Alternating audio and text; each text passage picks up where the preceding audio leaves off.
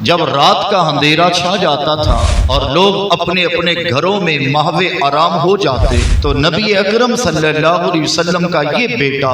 اپنی کمر پر اناج کی بوریاں اٹھا اٹھا کر حضور کی امت کے غریبوں اور یتیموں کے گھروں میں خود رکھ کے آ جایا کرتے. جس قدر بڑے عبادت گزار تھے اس قدر آپ بڑے سخی بھی تھے. حضرت امام زین العابدین رضی اللہ تعالی عنہ کے بارے میں رسول اکرم صلی اللہ علیہ وسلم کی بشارت بھی ہے. حضرت انس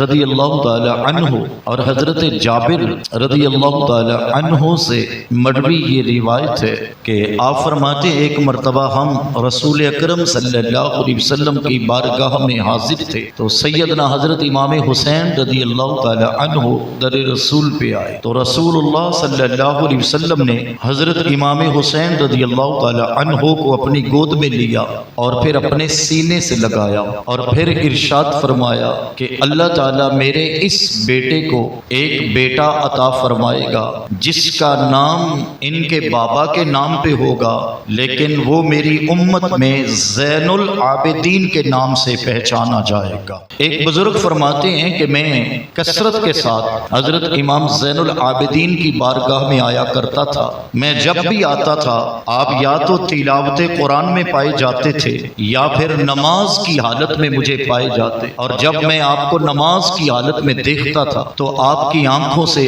آنسو رواں ہوتے تھے اور اس قدر سجدے کی حالت میں اور اس قدر نماز کی حالت میں میں نے کسی اور شخص کو نہیں دیکھا. آپ کی عبادت و ریاضت کا عالم یہی تھا کہ آپ کو زین العابدین کے لقب سے ہی یاد کیا جاتا. حضرت امام زین العابدین رضی اللہ تعالیٰ عنہ جس قدر بڑے عبادت گزار تھے اس قدر آپ بڑے سخی بھی تھے. حضرت امام زین العابدین رضی اللہ تعالیٰ عنہ کتنے بڑے سخی ہیں. دو ایک باتیں میں اس عنوان سے آپ کے سامنے رکھنا چاہوں گا. آپ کا جتنا بڑا حسب نسب ہے جتنے بڑے عالی گھرانے سے ہیں اتنے بڑے عبادت گزار بھی ہیں. یہ نہیں کہ گھرانہ بڑا ہے بڑے باپ کے بیٹے ہیں سید الانبیاء کے نواسے ہیں اس کا مطلب یہ نہیں تھا کہ آپ مسجد سے دور تھے آپ اللہ تعالیٰ کے حکموں سے دور تھے. نہیں بلکہ آپ مسجد میں پائے جاتے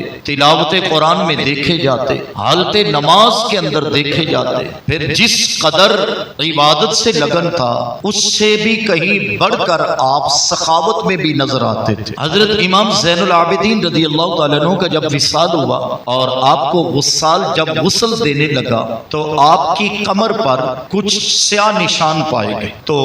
آپ کے خادم خاص سے پوچھا گیا کہ ان کا جسم تو پھولوں کی پتیوں سے بھی زیادہ نرم اور نازک ہے تو پھر ان کی کمر پر اس قدر زیادہ سیاہ نشان کیسے پائے گئے. تو وہ آپ کا خادم یہ بات بتانے سے پہلے رو پڑا اور کہنے لگا کہ کیا بتاؤں میں تمہیں جب رات کا اندھیرا چھا جاتا تھا اور لوگ اپنے اپنے گھروں میں محو آرام ہو جاتے تو نبی اکرم صلی اللہ علیہ وسلم کا یہ بیٹا